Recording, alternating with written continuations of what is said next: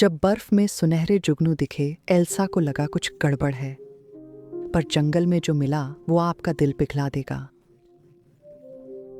अंत तक देखें, दया से खुलेगा जादू का राज। एक शांत सर्दी की शाम, रानी एल्सा बर्फीले महल की छत पर खड़ी थी। चांदनी में चमकते पहाड़, हवा में बहता मधुर संगीत। पर कुछ अजीब सा लग रहा था। दूर एक छोटी सी सुनहरी रोशनी नाच रही थी। एल्सा ने भौहें सिकोड़ी। आग? वह फुसफुसाई। पर पास आने पर पता चला वो आग नहीं, जुगनू था। और सिर्फ एक नहीं, सुनहरे जुगनुओं का झुंड महल की ओर आ रहा था।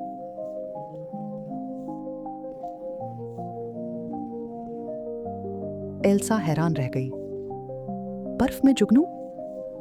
उसने ऐसा पहले कभी नहीं देखा था। तभी ओलाफ बर्फीली सीढ़ियों से दौड़ता आया। एल्सा, अन्ना, क्या तुमने देखा? छोटी उड़ती रोशनियां, वे हवा में गर्म आलिंगन जैसे लगते हैं। वह उत्साह से घूमा, एल्सा को मुस्कुराने पर मजबूर करते हुए। अन्ना जल्द ही पहुंची, अपने कंधों पर अपना लबादा कसकर लपेटे हुए। यह अजीब है, जुगनू आमतौर पर गर्म जगहों पर रहते हैं।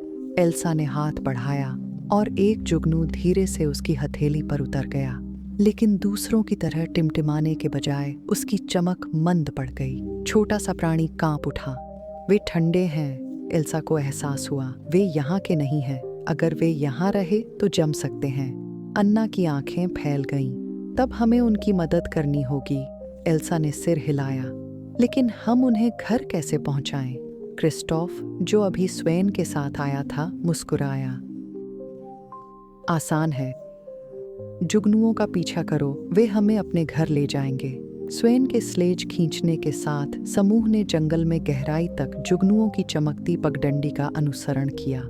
बर्फ से ढके पेड़ों ने उन्हें घेर लिया, लेकिन जैसे जैसे वे आगे बढ़े, हवा गर्म होती गई। जुगनुओं की चमक और तेज हो गई। अंत में वे एक छिपे ग्रोह पर पहुंचे, जहां बर्फ पिघली, चमकते फूलों और गर्म सुनहरी रोशनी से भरा जादुई ग्लेड दिखा। ये जमी हुई भूमि के बीच एक गुप्त नखलिस्तान था। एल्सा आगे बढ़ी और मुस्कुराई। यह उनका घर होगा। उसने हाथ लहराकर जुगनुओं को ग्लेड में ले जाने के लिए हल्की हवा बनाई। जैसे ही वे वहां पहुंचे, वे खुशी से टिमटिमाए, हवा को नरम सुनहरी चमक से भर दिया। वे अब सुरक्षित हैं, अन्ना ने एल्सा का हाथ दबाते हुए कहा। जैसे ही समूह जाने लगा, एल्सा ने आखिरी बार हाथ हिलाया। जादू के भंवर से उसने हवा में छोटे छोटे हिमकण भेजे, जो छोटे तारों की तरह चमके।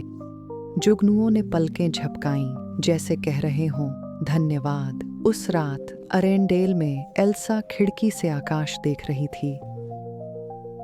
उसके पास बर्फ का जादू था, पर आज उसने जाना कि गर्म रोशनी भी ठंडी जगहों पर चमक सकती है।